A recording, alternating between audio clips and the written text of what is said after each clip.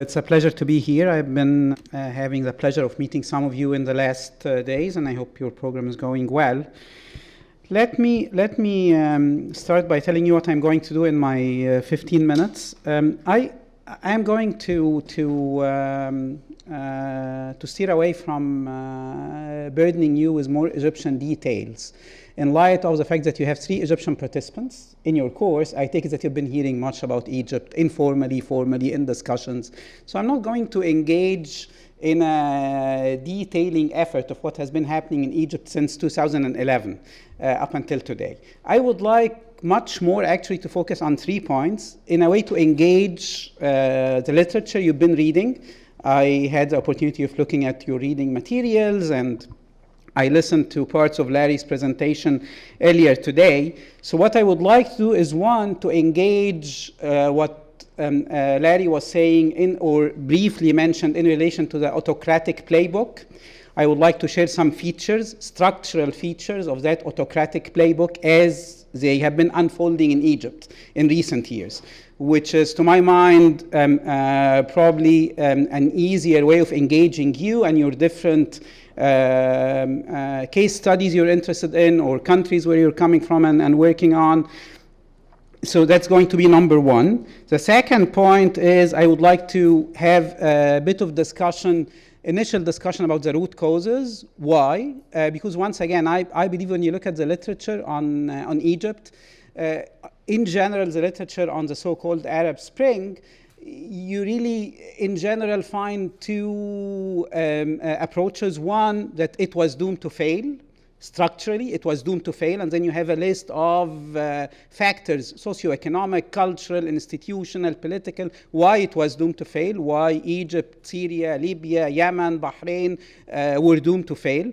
And the second approach is more of a focus on actors, on the agency question. So what kind of strategic mistakes, what kind of tactical mistakes actors have committed.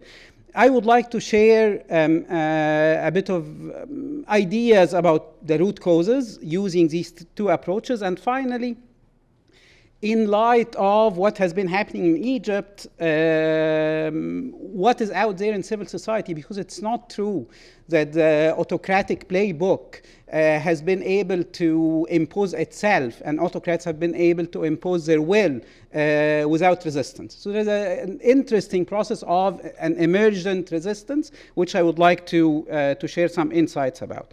Okay, now on the playbook, to my mind, there are 5 structural features of the autocratic playbook as it has been unfolding in Egypt. Number 1 is the very fact that Egypt's backsliding on the brief and chaotic democratic transition between 2011 and 2013 has come in the context of the military establishment, the security services, and their allies in the business community, as well as in the state bureaucracy, fashioning a convincing popular narrative. So it's not that we woke up in Egypt on June 30th or July 3rd to find the army takeover happening. No, there were beginnings since 2011, since a democratic uprising led to the removal of former President Mubarak.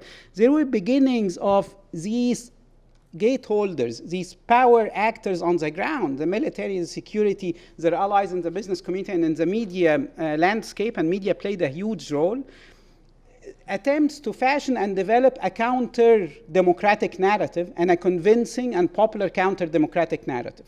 And this counter-democratic narrative has been in Egypt based on 3 elements, which I'm just going to highlight. And I guess Yasmin was referring to one of them. One was fine. So citizens took to the street in 2011 to remove an autocratic leader and had great expectations about economic improvement, about political improvement, anti-corruption measures, transitional justice, and what have you. None of these expectations were met. So element 1 is in the counter-democratic narrative was, fine, your expectations were not met, and you're getting nowhere close to meeting these expectations as long as you depend on democratic forces, simply because they do not know how to rule.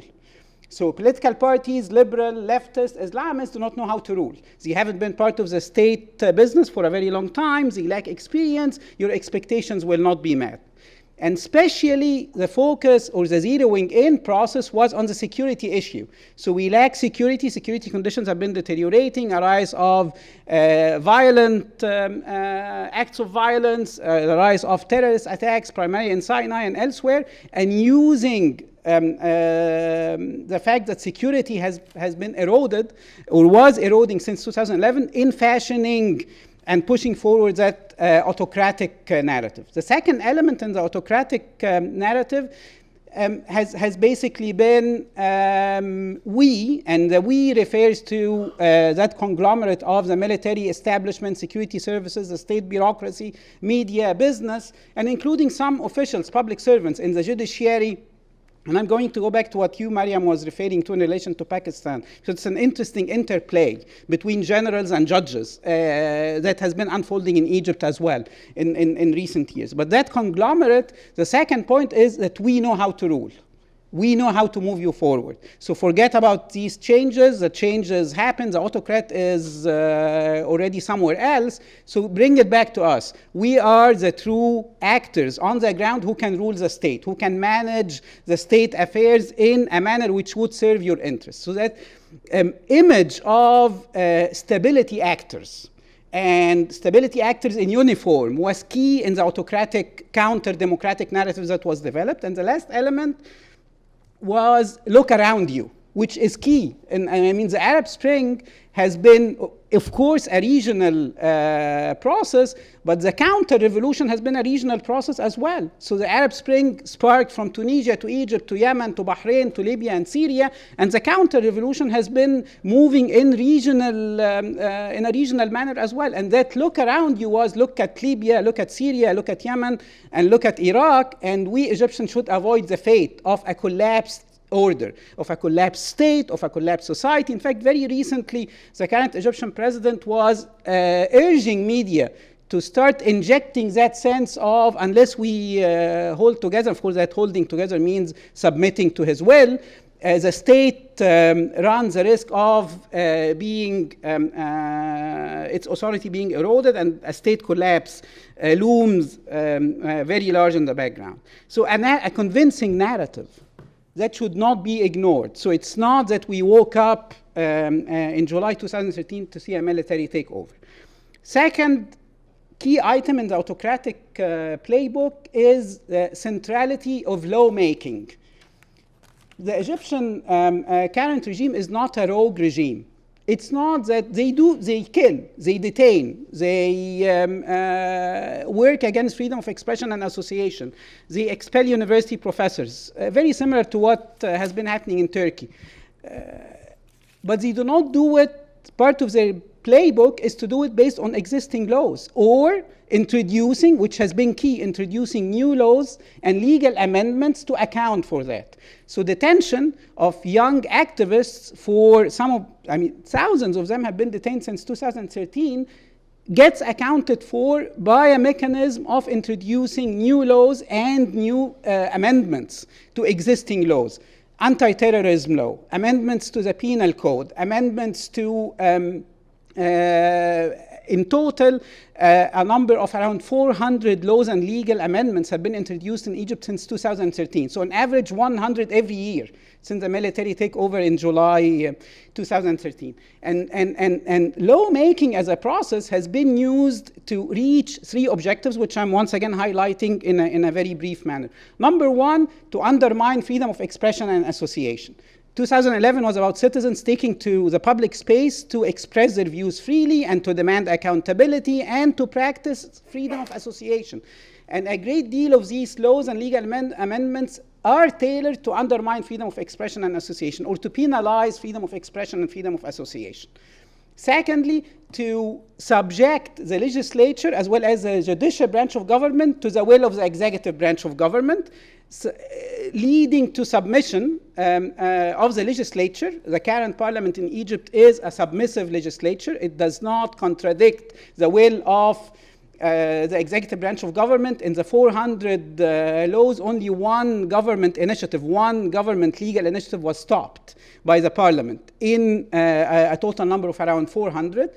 And in relation to the judiciary, eating away, eroding the autonomy, the historical autonomy of the judiciary in Egypt.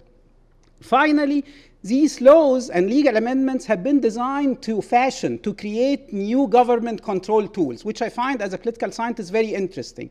This is not that they simply amend laws or enshrine new restrictions or penalties. No, they create new government tools. So we have an agency populated by security and intelligence officers to oversee the operation of civil society. We have multiple agencies overseeing the media landscape, public and private owned media landscape. So the creation of new government tools to reassert state control, to reassert the regime control. So lawmaking, its centrality. And I feel reminded a lot when I read about permanent initiatives to issue new laws and legal amendments in Egypt. I feel reminded from a completely different context of what Hannah Arendt used to refer to the concentration camps as a point of crystallization of totalitarianism. I feel in Egypt, when I look at the autocratic playbook, the point of crystallization is how they use laws. Is the lawmaking process. This is a point of crystallization where you see the reality of the current autocracy in Egypt without a great deal of shadows coming close to it. Third element is extinction of autonomous, independent civil society and media. Once again, without going into great details, this has been a key focus of the current autocracy in Egypt for two reasons. One, I guess their takeaway from 2011 is that 2011 happened simply because the former autocratic government, the government of former President Mubarak, let spaces for civil society and media to operate relatively freely. So their takeaway is not that these spaces were not enough, and therefore citizens took to the street to express their will to demand more freedom of association and expression. It's exactly the other way around, that it happened, 2011 happened, because some spaces were left unoccupied by the state and by state authorities. So a war of extinction on media and civil society. Number 4 in the autocratic playbook in Egypt is within the executive branch of government, there is a clear rise in action and sphere of influence of the security services. This is no longer a regime or a government where we have even close to a balance within the executive branch of government between security and non-security elements. The security services, their sphere of influence, their sphere of action has been expanding over time, has been penetrating other elements of the state bureaucracy. So look at civilian ministries, be it the Ministry of Foreign Affairs or the Ministry of Social Affairs. In the two cases, as different as they are, these ministries are being managed, micromanaged by the security in the details, in the day-to-day operation. So these are the 5 features of the autocratic playbook as they unfold in Egypt. And I'm adding to what Larry was referring to. I say we really need to look at the details of the narrative and how the narrative has been fashioned, developed, and communicated to citizens, because it's maybe lacking popular approval rates is a feature of some autocratic government, but this is not the case in Egypt. This current autocratic government continues to command some popularity, and which should not be denied. Root causes, second big point. Now, so away from the two approaches of we were doomed to fail or strategic and tactical mistakes, I believe there are, once again, 2 elements which I would like to highlight, and I'm trying to work on them in my current writings. Number 1 is an appreciation in an academic sense, not because I like them, but an appreciation of the significance of traditions within the state apparatus. The Egyptian state as it has been created, the modern Egyptian state as it has been created in the beginnings of the 19th century, as it has evolved over time in the last 200 years, this state has had stable traditions. And these traditions have been key in understanding why we did not make it in terms of an easy, not swift, but an easy, less problematic democratic transition. One key element in historical traditions is the fact that the executive branch of government has defined how the state apparatus has come to be shaped. It was a key role from the very beginning. And in fact, within the executive branch of government, it was the so-called institutions of discipline. The army, the security services, after the 1950s, the intelligence community, but they have always been at the forefront of the executive branch of government. So in a way, we did not come to an appreciation between 2011 and 2013 on how to manage this very fact that this is an imbalanced state structure. This is not a state where the legislature or where the judicial branch of government have been having more than a symbolic autonomy, a bit of a historical symbolic autonomy, but in reality, the day-to-day management of state affairs has always come back to the primacy of the executive branch of government. So how to manage that? And here, even tactically, we should have developed different answers, engaging or not engaging. I mean, we answered a great deal of questions in an ideological manner, which took us nowhere. But so historical traditions. The second element with regard to the root causes is, once again, appreciating political culture. And I believe this is not simply about reducing the whole picture to look at voting behaviors, but voting behavior and voter preferences between 2011 and 2013, and what has been happening and why they a majority opted to vote for religious-based actors and parties. And no, it's actually much more about how citizens see the state and how citizens understand questions such as security and who is in charge of it and who is supposed to deliver security and accountability. Because I find it striking that at a certain point in time, especially in the summer of 2013, Egyptians were willing, a majority, was willing to see not only bloodshed, but a massacre unfold in the streets of Cairo, uncommented, in the name of security. So there are elements in the political culture in Egypt which really we need to look at and segment it in a constituency driven analysis to see who is demanding what, who is out looking for what, and what kind of collection, what was the collection of demands which brought citizens in 2011 to the street. Because the irony is, to a great extent, the same people who took to the street in 2011 demanding democratic transition took out to the streets in 2013 demanding an end to that process of democratic transition. So we really have to come to terms with what has been happening historically in political culture.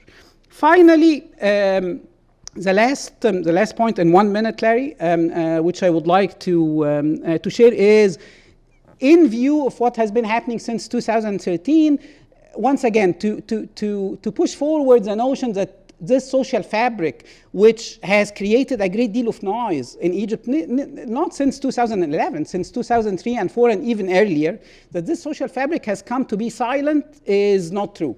So we have emerging forms of resistance against this new autocracy and the autocratic playbook. And what's interesting is that what I'm seeing is a combination of old forms of activism and new forms of activism. So we have a revival of professional syndicates happening and unfolding in Egypt, taking you back to similar images which we used to see in the 1980s, as we had no.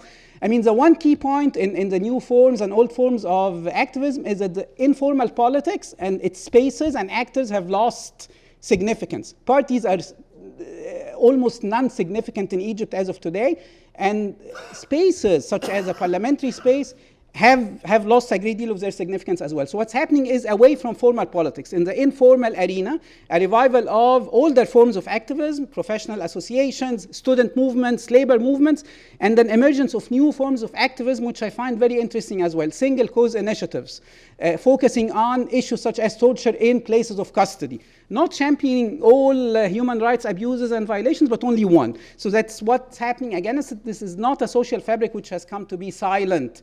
Even or in spite of that autocratic playbook, it continues to resist, and not in a highly efficient manner in the sense of undermining the autocratic authority, but these issues need to be factored in and looked at, factoring in the time dimension. It's bound to take time. Thank you very much. Thank you, Amr, for giving us a little hope at the end. And now, Abbas. Let me talk about Iran. I think Iran is, in a sense, one of the most paradoxical countries in the region today. And I mean by paradoxical that it has a very vibrant, active civil society. It has regular elections, controlled and constrained, but regular. It has about 70% population participation in these elections. Once the list of the election candidates has been approved by the top clergy, there is generally a viable competitive process. The social media in Iran is remarkable. I'll be telling you a little bit about it. But nevertheless, Iran is controlled still, by and large, by a very small coterie of clerics who are committed to a very, very antiquarian idea of legitimacy. They think they derive their legitimacy not in a democratic process, not through popular election, but through divine intervention. Khamenei and his coterie truly believe, or at least truly claim they believe, that they received their legitimacy from the skies, and that the earth and the people on it have very little to do with it. And if people have anything to do with it, as conservative clerics would tell you, is to show absolute obedience to his will. And it's always his will. And although Iran, again, one of the signs of this paradox, Iran has some of the most misogynist laws on books, but it also has one of the most vibrant women's movement in terms of their presence in the social media, in terms of their presence in the entrepreneurial class, in the writerly class, in the intellectual discourse. Last year was for the first time in Iran's history where the number of books published by women in all fields, the total number of books published by women in Iran exceeded the number of published books by men. And this is a society, again, whose official ideology, as proclaimed by Ayatollah Khamenei, for example, is that the best place for women is at home, and the role that they are best suited for is motherhood. Iranian women are defying this, and this has created the paradox that I'm trying to discuss. And I think it's very important whether the authoritarian creep that Larry was talking about will emerge in the Middle East, or whether there is a democratic creep possibility in the region. Iran will be a very important test case. And there is room for some optimism, some cautious optimism about what is happening in Iran. And I think the entire paradox that I'm trying to explain can be captured in the last election and in its consequences. The election was held in May to elect the new president. Iran has a president that has some power, but has in the constitution also a supreme leader. Today it is Mr. Khamenei. He has been the supreme leader for 28 years. Iran has had only two supreme leaders, the founder, Mr. Khomeini, and now Mr. Khamenei for the past 27 years. And there is a disproportionate amount of power that is given to this office. In the Constitution initially, and in 1988, they revised the Constitution.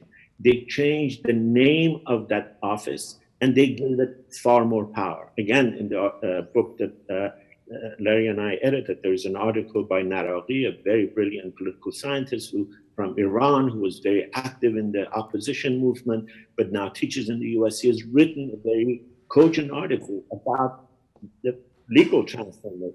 We went from having a velayat faqih, or the rule of the Jurist Council, to velayat mutlaqi faqih, the absolute rule of the Jurist Council.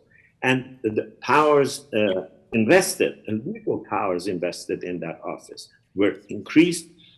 And with Khamenei and his alliance with the Revolutionary Guards, his reliance on the intelligence agencies, has enabled them to even further expand in that office. An office of the supreme leader that during Khomeini had 60 staff, today is reported to have over 11,000 staff. They interfere in virtually every aspect of society. So you have in every domain parallel governments, if you will, or parallel power, or as Lenin used to call dual power. You have the power of Khomeini and his representatives, unelected, unimpeachable. They control a vast amount of wealth. Reuters has estimated that Khomeini controls more wealth than even Putin. The amount of wealth he controls through the IRGC front organizations, through the religious endowments, through special accounts that get a percentage of, for example, every car sold in Iran, one small percentage goes to this account that Khomeini controls and doesn't pay taxes on it, doesn't allow anyone to look at the books.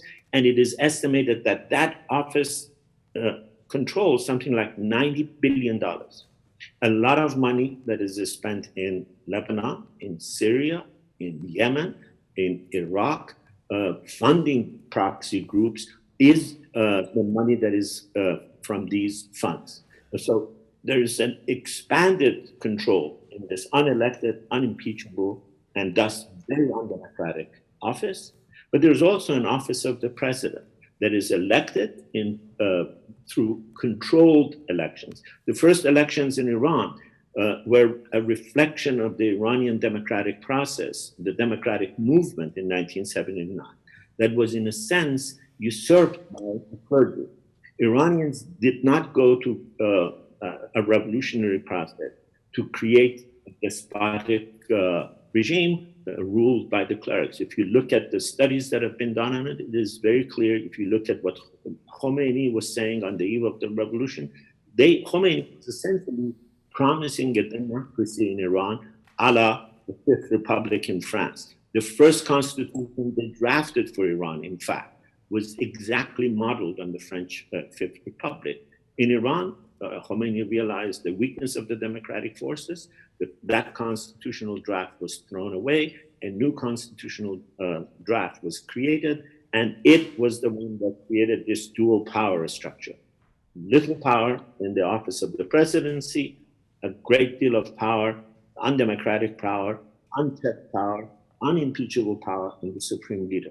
So the Iranian people have been, in my view, for 37 years, trying to take this limited share of power that has been allotted to them in the election and through the electoral process to send repeated messages to the leadership that the status quo, its undemocratic nature, its misogynist nature, its incompetence, its statist policy is not in the best interest of Iran. Its adventurism in the region is not in the best interest of Iran. And they're trying to chip away at the power of the supreme leader through this incremental process, through this evolutionary process. In 2009, I think a larger crowd than any in the Arab Spring, as Roger Cohen estimates it to be 3 million, came into the streets of Tehran to challenge what was clearly, in my view, a rigged election that gave us 4 more years of Ahmadinejad and his utter incompetence and his utter lunacies in denying the Holocaust and pursuing nuclear policy that was absolutely disastrous for Iran and led Iran to have no choice but to make the compromise that Iran made in the nuclear deal. But that few million people very soon decided that they're not going to challenge the regime frontally. When the regime made its assault, people retreated. They retreated because, again, in discussions about the region, in discussions of Egypt, we just heard about a region that is filled with failing or failed states, with control, with countries that are ruins. And the Iranian regime has been extremely clever in its advertisement to show images of Iraq, to show images of Syria, to show images of Afghanistan. And the message has been very, very clear. It's not implied that if you challenge the regime frontally, what has happened in Syria with the help of Iran as Assad's main ally next to Russia will happen, what has happened in Syria will happen in Iran. And I think the Iranian people are truly trying to do the very difficult but maybe not impossible task. of changing the regime without having a regime change, of chipping away at the power of authoritarianism without having a revolution. Does this risk the chance of allowing the people to be used by the authoritarian regime to re-legitimize itself every 4 years? I think it absolutely does. But is there other alternatives? I think the people of Iran have decided that there is no other alternative. In the last election, 25 million people voted for Rouhani, who stood clearly, unambiguously, as a rejection of the status quo. And the status quo that he himself had been very influential in creating. But it is the politics of a choice of incrementalism that I think the people have made. I followed the election very closely in social media and through the Iranian media, through some interviews, and it was a remarkable level of sophisticated organization, not just inside Iran, but also outside Iran. I have to say that, in my view, one of the missing discussions, missing aspects of the discussion about the future of democracy in the region is the role of the social media. The savvy that people in some of these countries have in using the social media to dismantle the apparatus of authoritarianism. Of course, in Iran, the reverse is also the case. The regime is extremely adept at using authoritarianism to control, to intimidate, to confuse. They have thousands of people engaged in cyber jihad. Again, in the election, you could see both sides. There was virtually a trench war going on.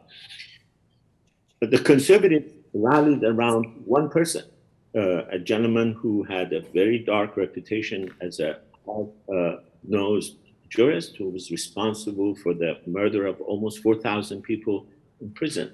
And you could see both sides, the conservatives coalescing around him and the people coalescing around what was clearly not their best alternative choice, but it was the choice that they thought they could use to chip away at the power of authoritarianism.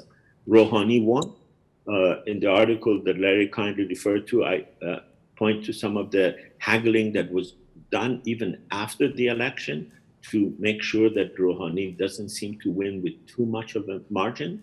And immediately after the announcement, the conservatives have now realigned themselves, trying to make sure that Rouhani doesn't use his power to bring about too much change.